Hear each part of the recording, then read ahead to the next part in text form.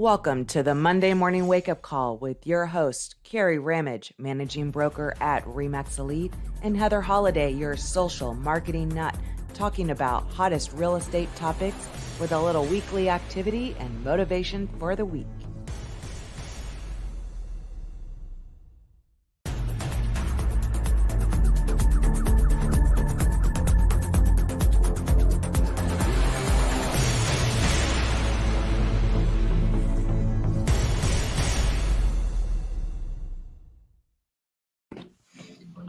Good morning and happy Monday. Good morning. Good morning. It is another Monday and it's summertime. School is out. It feels like school's been out for a year and a half. My bad. Good morning. My bad. I have something not turned off. Oops. Trying to do too many things at once. I know. I thought I got it all. Yeah, school's officially out. Summer vacation. People are traveling, or I think, and having fun and doing stuff. So that's cool. Yeah, it's nice. I'm just happy the warmer weather's here, and because I was over, I think we kind of went from winter straight on into summer, which Florida's kind of summer year round. So right, we're in it now. We're in the 90-degree weather now. So yeah, I guess there's like a heat wave. So it's been like 90 degrees here, which is not normal. So it'll be 80 next week or this week, I guess. And then in the 50s at night, which is like perfect. Yeah, that sounds awesome. We're not 50 at night, but that's okay. That's okay. No, it's all good. And you had a great weekend. You got to go out on a boat. Had a great weekend. Bought a boat on Thursday. Went out on it on Sunday. Everything works great. So it's the first time I've ever had a boat, and I've literally, with the exception of going on cruises, maybe only have been on a boat 10 times in my life. So it was interesting. Like, what? Yeah. Maybe 20. I mean, but maybe. But 20. you weren't. Well, I mean, you've lived in Florida for a long time, though. Yes. And I've actually, with the exception of when I lived in Atlanta, when I grew up on Long Island in New York, we were super close to the water. When we lived in Connecticut, we were super close to the water. But for some reason, my family has never been boat people. We always just went on other people's boats. So it's something I've always wanted to do. But, like for now, we're just parking it at a storage place. And so you have to launch it. We launched it down at the Pineda Causeway. And I've never done that before. So that was interesting. That's fun. Yeah. And I guess because I just grew up on a boat and we vacationed in upstate New York every summer. Where you were on the lake, right? Or the river? On the lake. Our mail came by boat. So there was like a whole boathouse and I don't know, like just water skiing and everything else. Now I can't water ski, which is so disappointing. I must be a little bit bigger than I was when I was 12. So and here, do not have the arm strength. In our river, the water skiing isn't great because a lot of times it's very choppy and such. So right, and we're actually looking at boats right now because we're surrounded by water and it's like glass. Every time we drive by, it's like glass, and I'm just like, oh my gosh, that would be so much fun. So we are looking for a boat, but we're looking for a small one that my Jeep can pull without any problems. So that way, when we go camping, I bring the boat and then he can bring the camper and, where we get campsites on the water. Fun. Yes, but it's cool. I mean, because Tennessee River's huge and there's all these lakes off of that. And you can go straight to UT on it. And I don't know, they have all sorts of fun stuff. And it's nice because it's fresh water and there's no gators in the fresh water. So even better. So we're definitely looking into that. Weird. I'm looking. The reason why I'm toned out for a minute is I'm looking because somebody commented, but I can't even see the comment. Like it's not even populating in my comment list. So I know someone commented. So good morning if you're there. It's just not showing. It's not even showing in my other scroll. But which leads interesting. I know. So today we're talking about generating business with strong dialogues.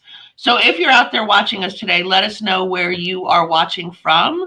Are you here in Brevard County? Are you in South Florida? Are you in, I don't know, Washington State? So just put us in the little chat. Remember to click on the thing that says streamyard.com/Facebook. So we know who you are. And otherwise you're just a Facebook user with a fake with a blank face. Yeah. Yeah. Oh goodness. So anyway, we've talked a lot recently about building on your sphere of influence, and today we're going to talk about kind of going beyond your sphere of influence and how you build those strong dialogues, and so that you're ready when you do meet people, of how to have the conversation with them.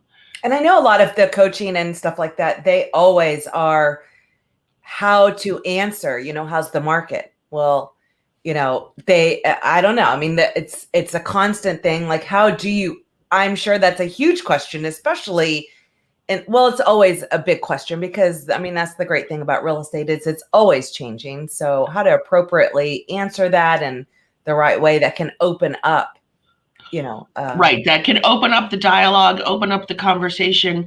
And honestly, it's way less about you and way more about the person you're speaking to. So you want to always be in the state of curiosity, always asking them questions, but the questions that you want to know the answers to, so. Right. So the one thing that they always say is, when you run into somebody, whether it's at the grocery store or just say at the boat ramps, at the dock, or wherever, right? Because I'm wearing I'm wearing my Remax Elite hat. So when somebody says to you, "How's the market?"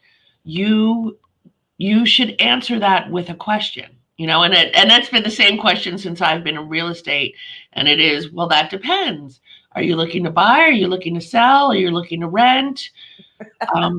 Right. Or are you just curious, honestly? Because sometimes they might just be curious. And then based on what their reply is, then you can have the next set of questions ready. And it's one of those things that we have to practice because it doesn't necessarily come natural, or you don't necessarily know what the follow-up questions are. But so say someone says, "Oh, well, I'm looking to sell." Then you need to come with the next, which is, are your plans to sell in the next 3 months, the next 6 months, or the next year? And then they usually will answer that. No, I want to sell next week. The market is so hot and I'm seeing everybody's making so much money. I want to sell now. Then the next question is, where are you going? No, what's your plan? Right. Have you thought about what your plan is yet? So make sure that you've got these questions in your repertoire, whatever they are. I mean, and right now, that's the biggest question. I met with a seller on Saturday morning. And I had never met her. She was a referral from a neighbor who I had sold their home. And of course, I heard you sold their home so fast.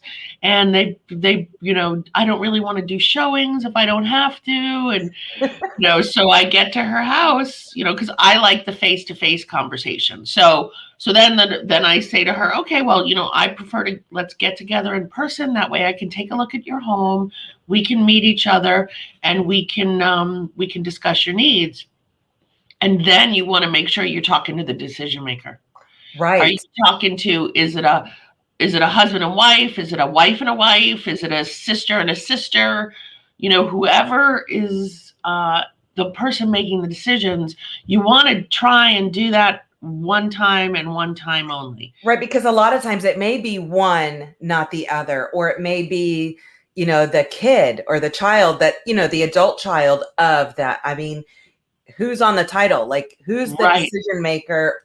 Try to have everybody there. And I mean, because otherwise you are doing it a couple times. Right. Or what you've told the person gets lost in translation, or you've had the opportunity to have this is especially in like estate situations where maybe you have more than one adult child who's inherited a property, and maybe there's 3 of them. And what if all 3 are all talking to realtors? Right. And then you only had a chance to build a rapport with one of those children. So, I always like to get in front of the people. I'm not, even to this day, when we're in this world of virtual, or not even just virtual, phone conversations, or even we're signing paperwork digitally these days. I really like to get to in front of them in person. And I if think there is multiple kids in different states, it's so easy to just nowadays, FaceTime, yep, you could use Facebook Messenger if they don't have the iPhone. But I mean that because it's not the same if it's just the audio, like a phone call. To me, it's that face to face makes a huge difference. And I know even when when it was having to deal with, my mother-in-law and her healthcare and all of that, I didn't, my brother-in-law couldn't be there. I'm like, well, I am not running this meeting by myself. So I'm making, they're on their way somewhere going camping. And I made sure to know we're FaceTiming and you're going to be in this meeting. I'll facilitate, but that face to face while they're there. And in today's technology, it is so easy to be able to do that where we couldn't do that before. Right. So true. That's another one of those great things that COVID has brought to us. I hate to say, but the ability, not the ability, because the ability was always there. We just never had the need or the desire or the want or whatever it was to use it. And we were almost forced into making that leap to get out of our comfort zone because that was how we had to do business at the time. And to me, there were a lot of things that came out of last year that we will always be able to do now. And so many people are more comfortable with that. Yep. And that's the word, comfortable. Everybody is much more comfortable with this. And if you haven't been doing Zoom or some other manner of meeting, whether it's, you can do it through Google, I think, or because you've seen on the news, people can hack it or whatever. Well, like right now, we're not talking about anything that's super duper private. So if some naked guy dances past me, that's like a bonus, right? Maybe it'll go viral. Who knows? We'll make the news. Right? Here's what it is, right? It'll make it for a fun show. Yeah. Oh, good.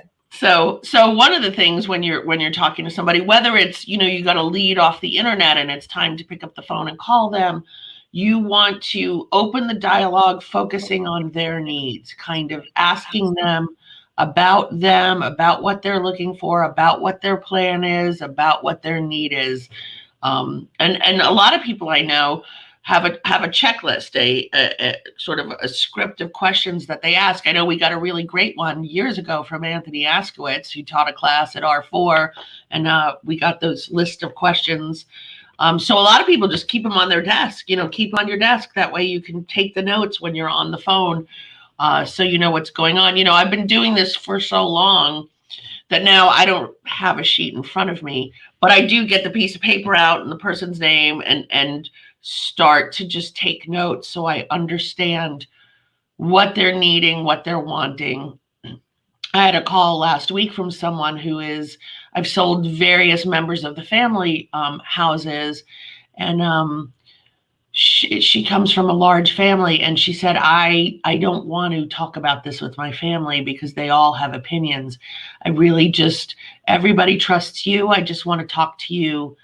And I said, I understand that. And I said, and know that. And I said, you probably know this because I've done other deals with your family, that I'm not sharing what you and I talk to, even though I may be friends with these other family members. This is between you and me. She started to get teary-eyed on the phone. I felt bad. But I just assured her, we'll come over, we'll talk, we'll figure out what your end goal is. And if now is the right time, great. And if now isn't the right time, that's okay too. Like, I never want to feel like I'm that person pressuring them into selling now too. Like the gal I saw on Saturday. I mean, I literally said to her, the first thing I walked in the house was, okay, now that I'm here, tell me what your plan is. And she had already started to look for rentals. She did, and then she went through what her plan was. And part of it was to rent for a while. And she said, and I know that renting is going to cost me double what my mortgage is. But for me right now, this makes sense.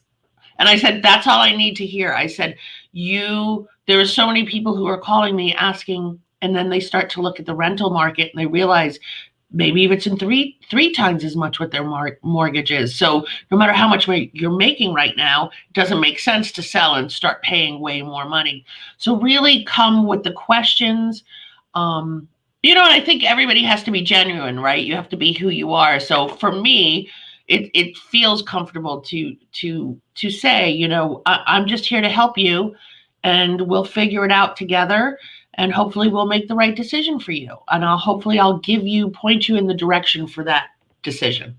Right. And I think being honest with, being open so that they have those expectations of what could, basically how the market is, and just so that they don't have some fake illusion from what they see online or hear from, this and that, like to really have a full understanding of what's going on, and knowing like where they need to be and how that process is, what it's going to look like.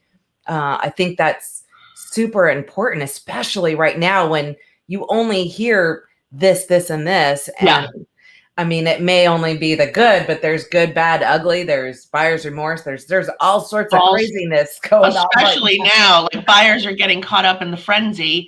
They're making offers and they're waking up the next day going, "Oh, what have I done? I'm not going through." I did that on eBay all the time. It started to become about like just winning, like when you lose so many bids, and I haven't been on eBay in forever, but when you lose so many and it's like, I lost by a quarter, really? So then it becomes about winning. And then I'm like, what the heck did I just do? That's funny. That's funny. I was on one of those, sort of national real estate chat groups where, someone will post something and then people chime in. And I generally try not to chime in because it can be a bloodbath out there. You'll say something and people just come for you. But so here was what she posted about. And this is going to relate to making sure you set the expectations up front. My seller is furious. These buyers came in and saw the home and the children jumped on 2 of the beds. What should I do? And so my reply was, well, you apologize profusely for that agent and you tell the seller, I am so sorry. I'm so sorry. Some people just can't control their children. And I said, and it becomes, because I've been in this situation as the buyer's agent, it becomes incredibly uncomfortable when you're with buyers and their children are hellions. And what does that buyer's agent do, right? So it's so hard because you're trying to be nice and you're trying to whatever. So as the listing agent, apologize profusely to your seller. Explain to them this is going to happen again. And so I do that when I do the listing. I explain to them these things I love that whole sheet. That whole sheet that we have. Yes. These things are going to happen. People are going to leave your lights on. People are going to use your bathroom. People, this is just, people are going to come knocking on your door because the sign's out there. Like this. It's going to happen. So you may as well be prepared for it in advance and let them know in advance. All the good, bad, the ugly of what's going to happen when someone shows the house. I mean, I had a seller once where they had, I don't know how they knew this. There must have been dust on the footboard of the bed. And so there was like finger mark through the thing. And they were so mad. This is our bed. How can people? Here's the thing. When you make the decision to sell your home, this is what I say to my sellers. When you make the decision to sell your home, you're welcoming people into it, but it's really no longer your home. It's something that's being sold and something that somebody wants to see is theirs. They're going to touch your stuff. They just are. They're going to sit on They're going to sit on the couch. See what it's like. I mean, it happens. And that's part of, when you're going for a listing, you want them to take out all their personal photos because you don't want them to walk in feeling they're in someone else's home. You want them to envision their own selves. I always tell this story to people when I'm seeing, oh yeah, Ellis, like opening the attic. They're going to open the attic and look in it. It's not private up there. There's nothing private in your home any longer. We had a seller who was mad. Pack the skeletons, like it is what it is. The buyers looked in the attic and the seller was furious. So yes. Why? I mean, to me, that's a big thing to know. How is that laid out? How far can I put all my Christmas crap? It wasn't the home inspection. How dare they look in my attic? Yeah. So you need to prepare your sellers. So this is years and years and years ago. This is back in the beginning of the short sale era. myself and one of my investors who was buying short sales, we go into this house, and we knew the situation already, that the husband and the wife were getting a divorce. The husband was still living in the house. They still had their wedding photos, and their wedding photos were like 11 by 18 or some huge wedding photos still up on the wall. So all my buyer, like, all he could do was look at them and go, well, I wonder what happened. They look so happy. What's the, I mean, I'm like, stop, Jim. We're here to look at the house. Let's look at the house. You know, I mean, that's true. what It's true. I mean, yeah, that's what happens. People get caught up in that. I mean, I had one where I was showing houses, and the woman would just get so caught up on their decorating, and if she really liked something, and then it would be like a 10-minute conversation on the picture on the wall. And it's like, Judy, we're not here for that. We're here to look at the house. Let's look at the house, you know? And thankfully her son was with us, and he said the same thing to her. We're looking at the house. We're not looking at their photographs. But it's important to set the stage to your sellers of what to accept, because it's going to happen. I mean, people are like, oh, they shouldn't use the bathroom. And it's funny, I've been watching that show $1 Million Listing, and they talk about how it's a no-no to use the bathroom. And I guess in New York that makes sense, because there's plenty of places you can stop and use the bathroom while you're looking. But at the end of the day, we're all humans. We all have to use the bathroom. And if you've been in the car all day and you're going from house to house to house to house to house to house to house, and you're on a schedule, and God forbid you get to the house early or late, now you're in trouble.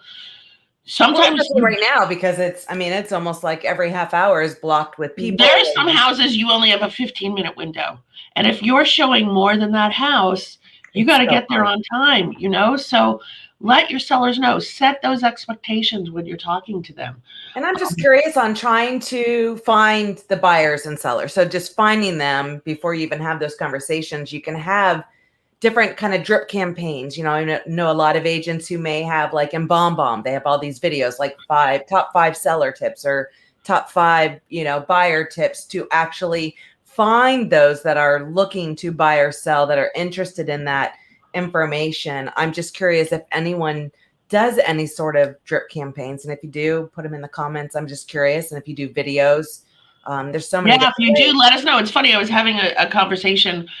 I hate to give away people's secrets, but I don't think this is a big secret. Actually, Ellis was in on that conversation with Melissa Horn when she said, you know, we were all talking. We have a group of us, 6 of us, that get together on Friday mornings to talk about stuff. And we were talking about using a CRM and who does it consistently. And Melissa's like, I'm finally really trying to use it consistently. And she has, like, you know, buyers, sellers, and then she ranks them, and then she has people she hasn't touched. But so anybody who's a potential seller, they go into a group and they go on a drip campaign. Yeah, Michelle and Karen, they've been doing video prompts. They also, you guys get the 3D camera, so you can show 3D stuff. I can't remember who made that camera, but that was a pre-COVID thing. We started to see that. But so Melissa puts them in a drip campaign for whether it's buyers, sellers, long-term, short-term, and that way they get those emails, whether it's once a week or once every 2 weeks, that, you know, how to prepare or what you should be doing. And, you know, it's funny because when the gal I saw Saturday, she's like, I don't want to have to clean up my house for showings. So, you know, that's when you hear that, you're like, oh, what am I walking into, right? So I am ready for the worst Saturday morning. Well, I mean, and something like that, it's like, okay, we'll be prepared. Like, here's the comps, but it may be less than that, because right. I mean, that's going to make a huge difference. And for me, I always look at that stuff because that shows pride of ownership. Yep. And if it looks ratty, and the same with the outside, the curb appeal, if it looks nice and, you know, everything. Well, then, you know, they probably maintain. They're taking care of things. And if they don't, then I'm afraid that what the home inspection is not even going to find. So right. You're exactly right. That's sort of a good thing, is when the house inside, just how they keep it isn't great, you know that the mechanics probably aren't great. But so I pull up to this house. It's been painted since the last picture I see. The roof is new. The mulch is beautiful. So I'm like, okay, all right, who knows what's going to happen when I open the door? And I knock on the door and I open it, and the house is like, oh, it is like everything is in its place and it's perfectly decorated. And I said, why don't you want to show your house? And then she's like, well, you should see my closets. And I was like, your closets are fine. She's like, no, no. I said, well, I'm going to open them. And as I'm opening them, she's yelling, don't open the closet. But she was right. The closets were a mess. But that's an easy fix because you're moving, so start packing. And that's exactly, really... that is always my line when people say, well, I don't want to have to declutter. I always say, what's our ultimate goal here? And they say to move. And I say, so if that's the case, let's start packing. Yeah. Let's start packing now. You know, I mean, that makes a huge difference, and it blows my mind. It is. Right. But anyway, back to the drip campaigns. A lot of the drip campaigns have those tips in there. You know, they have the tips and tricks and things to do. But I also, you know, I think people watch too much HGTV. We love our HGTV, but you do still live in the house. Like I just am not a big believer in you have to get crazy and empty it out, you know, or I am, if you're packing, as long as you stack them nicely in the garage and they're not against the walls, they're in the middle, you can leave your boxes in the garage. I think most people understand what a garage looks like, unless it's something super fancy, you know. So, but is anybody who out there, Heather asked, who's using a drip campaign? Anybody, let us know in the comments. We'd love to hear it. Or are you all like me, who I always have the best intentions? I want to. I have the best intentions of getting my act together, and it's all just up in here, and I try and remember who I need to talk to, who I need to reach out to. But the more you make it automated, with a personal touch, but automated. Well, that's why I love BombBomb, because like when I'm working with an agent to set up maybe 5 seller tips, 5 buyer tips that they could run ads or get people to sign up for. I mean, basically it's a video, and then all you do is you set up those emails. So here's 5 video tips separately, and then we can put it in the automation. So someone signs up for it, they automatically start getting on that, whether it's every 2 weeks, they're going to get one of those. I think that's personal because it's a video. Right. They sign up for it, but that video makes a huge difference from just an email with text or a photo. The video adds that personal touch. Plus, when somebody actually meets you in person, I mean, that's really the ultimate goal. Is any of these online relationships or the online lead gen, the ultimate goal is to get face to face. Yeah. And I think that video just really helps, because they just get to, I don't know, they feel like they've met you in person because they've seen you in those videos. So, I mean, to me, BombBomb is completely worth it. It's, I think Line Desk may even let you, and there's some other ones, Google. I just like BombBomb because I can set up that automation. I need to get my act together and do that, because I have not done that. And now that I'm just more and more comfortable with video, it's super easy. You just, hello, hit play. There, my one video is done. And I think sometimes agents overthink it. Yeah. You guys are asked the same questions all the time. And for me, like, I'm always asked the same kind of marketing and tech questions. I immediately turn that around, make a quick 3-minute video tutorial, do a blog about it. Right. That gives me content. Yeah. And that's the same thing for an agent. It's a great blog. Like, you're asked the same questions all the time. Stop overthinking all of this production and this and that. Just, you're asked the same questions. Go into your notes. So I have topics in my notes section. Somebody asked you the same question. Oh, that's a great one. Go into my notes, add it in there. And now let's just set up a plan to do that. Well, it's funny you say that, because like the same thing, like I get the same questions over and over from agents, about whatever, where do I find this, or what's that, or I need a roofer, or I need this person, and I just have these emails set up where I send them to myself, and the title is whatever, so I can easily search them. And when somebody says, I need a what? I was going to say, even better yet, set up a canned email. So it's a template. So you get the same questions like I do. Uh-huh. So I set it up. I do my email. It has the video, it has whatever it is. I save it as a template in my Gmail. So all I have to do is open up, go to compose, and then Okay. there's a drop down, insert this template, click it, bam. Oh, Your that's perfect. email Because is what done. I I don't do have to is, search for see, anything. because I'm old school, so or I don't know what I'm doing. I just write the email, I send it to myself, whatever the subject line is whatever, environmental studies, whatever it is somebody wants. And so when somebody says, I need somebody who does environmental studies, I just pull up that email and I forward it to them. But that's awesome. Now I'm gonna have to figure out how to do that. No, yeah, and all you have to do is go into your Gmail, into the app thingies, and just make sure to enable canned response, and you write the email without your signature, and then you just save it as a template, you label it. So I have those for a ton of different things.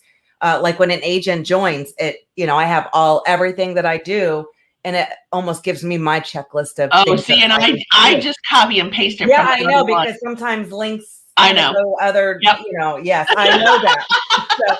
So we probably need to set up that canned response. Yeah. Basically. And we used to do that with different leads. So when I would get an email from something, I could actually assign a rule and say, if an email comes in with this subject line, automatically send them this template. Wow. So That's super high tech. I don't know that I can do that, but Ellis, this is so funny. Heather's too techie. I'm lucky I can even open and read my emails. Yeah, I'm with you on that one. But I'm just, it's pretty cool. So maybe I'll have to do a video on how to do that, because it's such a huge time saver for me to be able to just have those. So here's another question for everybody who's out there listening. Who is your go-to for scripts? So who are you using scripts? And I know I have several different people's scripts saved. And if somebody asks me, I need scripts, I'll just say, this is Tom Ferry's scripts, or this is Richard Robbins. We got whoever. We got, who is everybody out there using? Are you guys using scripts? Are you studying your scripts? Are you role playing with people? I mean, I know Stuart is here every morning super early. I think he does his role playing once a week. He's doing his role playing with whomever. It could be somebody in Washington State. And it's, it feels uncomfortable, weird, but it's funny, years ago when I was in sales, we used to practice our sales scripts. And then when I opened a tanning salon, I made everybody who worked for me at the tanning salon, they had to learn the script for when you had a new person come in and you had to show them the tanning beds, and they weren't allowed to work alone until they had that script down. And they but I think it's super important. I mean, even when I first got into real estate, it's like having a mentor, and it was going over the contract in a way that a normal person would understand, because yes, I had been in real estate for so long and I understood the contract, but how do you basically paraphrase it in a way that makes sense for other people? Right. And the different scripts. And I know all the times we've done all the different coaching, little competition things that we've had. I mean, part of that was the role playing, the scripts, and that's how they earn points. And really, it seems awkward at first to do all the role playing and scripting, but the point of it is to understand it super easily so that you can paraphrase and make it your own, so it doesn't feel like a script. Who's in there, and why aren't they sitting next to you? Sorry, Peggy just came in because I had a closing last week, and my guys were in New York, and so they literally were not at the closing was remote. Now they're here to move in their stuff. It's their second home, and so they came to get bolt cutters because they needed to cut off a lock off the garage. And they brought me flowers and other stuff. So that's super awesome. Oh, oh my goodness, there's a whole bag and a box of candy. Holy mackerel. And champagne. Oh, yeah, y'all need to go to the office. Kerry's got some goodies. Party at the office. That's awesome. So what is our weekly action plan? Well, I think I have two. So okay, go for it. The first would be capture the attention of your top clients with like a fun summer something. So go, beach balls, go get beach balls from Oriental Trading or Amazon, wherever you can get them inexpensively. Just wanted to give you a quick smile to make your day. I'm grateful to have you as a client, and I'm here to help you with anything at all. with anything at all, like, ball, all, right? So, Play on words there. Hint, hint, but like hint. the little things mean a lot. I've started doing this new thing now, which is a little different from that. But when I list a house or when I go under contract with a buyer, I am sending them a moving kit. Amazon has moving kits. It's like however many boxes, some tape, and some Sharpies. It's $35. You can have it shipped directly to their house with a little note. Now it's time to, just hope this helps you getting ready in your packing. So Right. any kind of little thing like that you can do. It is the little things, the little It is. gestures, it's the experience. Right. And we have to set ourselves apart. I think Right. that's a fantastic. Exactly. Well, and the other weekly action is it's Father's Day this Sunday. So plan something special for the dads in your life. My dad passed away in 2008, so it's always kind of I try to pretend the day is not happening, but I have a father to my children, so I always like to make sure that I am thanking him for being a great dad. So reach out to the great dads in your life and let them know you appreciate them. Absolutely. And it happens to be my anniversary too, which I totally forgot. I was all focused on getting stuff for Father's Day. And then I look at the calendar, I was like, oh my gosh, that's our anniversary. So now I'm like, crap. Now I got to figure. I got a bunch of funny, stupid stuff for him. We don't usually make it a thing, but we'll be camping. So that's kind of our thing. what we're doing. Yeah. We have a bunch of people from like Palm Bay coming. Oh, out. More Palm Bay people coming for camping? Yeah. So before it was like the sheriff's department, and now we have the whole other group, I think from like Palm Bay Fort or something like that. I don't know. They all come up here all the time. So we'll be doing that all week. We see Jared James. I can't wait. I know. I'm going to miss it actually because I have an important meeting that same day and I won't be able to get there and get back. So I hate to miss Jared James. Well, I'll tell you all about it. I go tomorrow because I'm driving down to Atlanta. You're going to Atlanta. Yeah. So I'm driving down tonight because I do not want to have. It starts at 9. So. Where is it in Atlanta? Do you recall?